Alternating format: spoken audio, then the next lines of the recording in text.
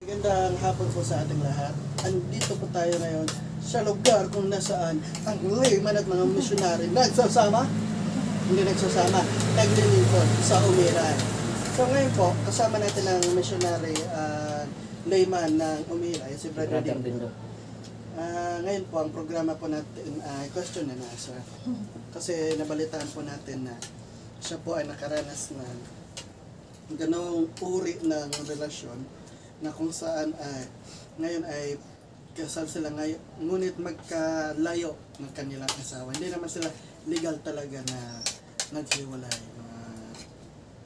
Kasyudi. Ano bang pangalan? Ano bang tawag sa iyo? Ano bang tawag sa page mo? Guys Dance TV. Ashes niya. Si Guys Dance TV. Guys Dance TV. Yun na. So, Brother Dindo. Masarap ba yung ulam natin? Masarap. Mga alok naman daw kayo. Viewers. Ilang taon ba kayo bago nagsama na iyong asawa? Kasal kayo, di ba? So, pumasok kayo sa in a relationship. Paano kayo nagkakilala? Through Facebook, social media. Mga ka-Guys Dance TV. Social media. Ilang beses kayo nag-meet bago kayo nagpakasal? Nung time na yun ay hindi pa kami nagkikita nung magkakilala kami sa Facebook. Nagkita lang kami. Ang plano namin, pupunta kami Manila para doon magkita. Pero hindi naman sinasadya na namatay yung lalaki nila.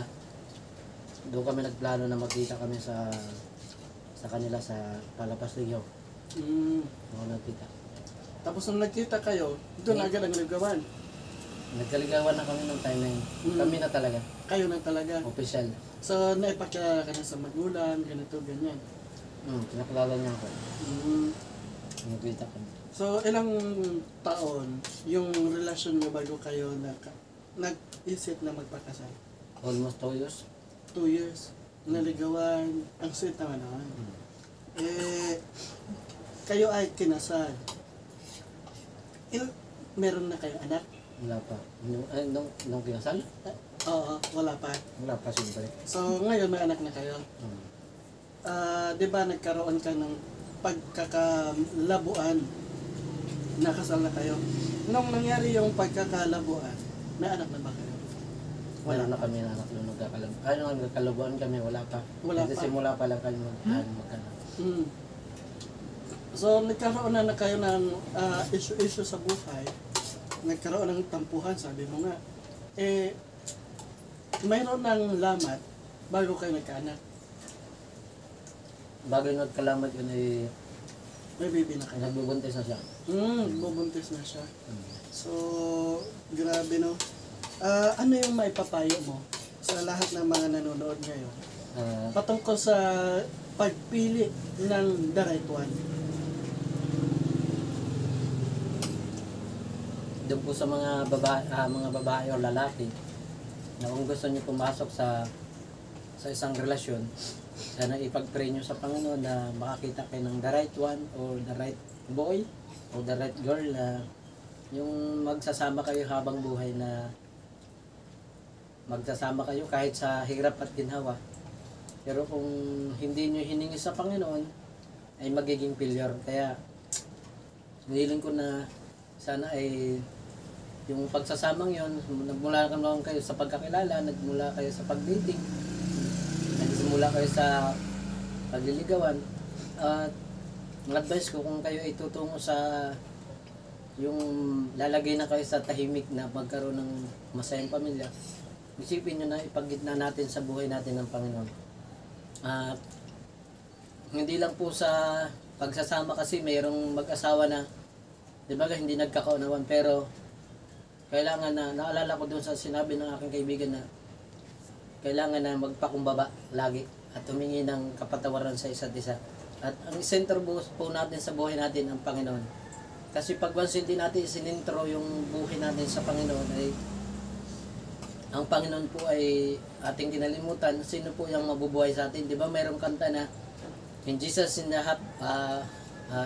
family, happy home. Pero kung si Satan ang nasa buhay natin, trouble home, kaya Yun po sa mga, wag po nating isipin na yung ating pagsasama o magiging asawa natin ay ating, kung ano po yung meron siyang ugali, ating tanggapin. So, naniniwala, yung napangasawa mo hanggang ngayon, yung ugali niyan, tinanggap mo.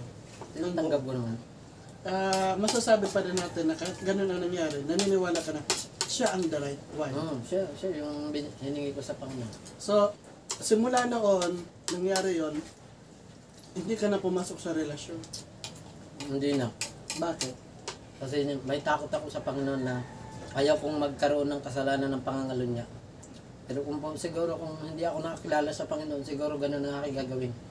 Para humanap ng iba. Pero inisip ko talaga na bugtangi ang Panginoon na aking sinasampalatayan na siyempre, iniisip ko kasi kung ako'y maghahanap ng iba, hindi ako makapasok doon sa pinangako niya na tahanan, na lupang pangako, para panarahan sa lahat ng mga banal.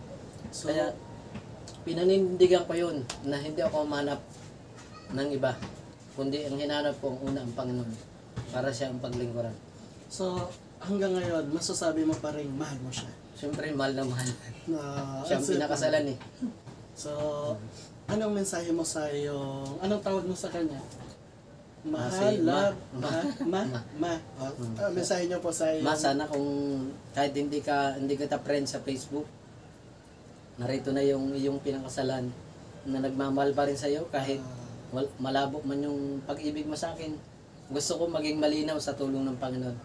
At sana kung nasaan ka man, patnubayan ka lagi ng Panginoon na kahit sana hindi ka matukso, kahit natukso ka na sa iba, pero sana loobin ng Panginoon na ikaw ay hindi matukso sa muli. Kasi sa pagkakasala huwag na nating balikan yun. Kung tayo nalubog sa putik, huwag nating balikan yung nagawa natin. Kaya ang Panginoon po ay open para tayo ay patawarin. Ang dalahin ko sa Panginoon na sana ay mabuklod ulit tayo. Kung ano yun ang pagkakamali. At tanggapin natin kung anong mayroon tayong pagkakamali na nakalipas. Iwanan natin limutan natin yung mga nakalipas. At buuin nating bago yung ating pamumuhay na mayroon tayo. So, kung babalik siya, tanggap. Tanggapin. Buong tanggap. Anong pangalan niya, brother? Joella kay Padre Hernaldo. Mensahe po natin kay Sister Joella. Mapalad ka at may ganito kang uri ng asawa na hanggang ngayon nagtatapat sa iyo. Ano man ang nakaraan, handa kang yakapin, handa kang mahalin, handa kang patawarin. Yan yung uri ng pag-ibig na mayroon din ng Diyos. So mapalad ang bawat isa ng mga lalaki at babae na nakaranas ng ganitong pagmamahal, relasyon, ngunit pinipili pa rin na maging matapat.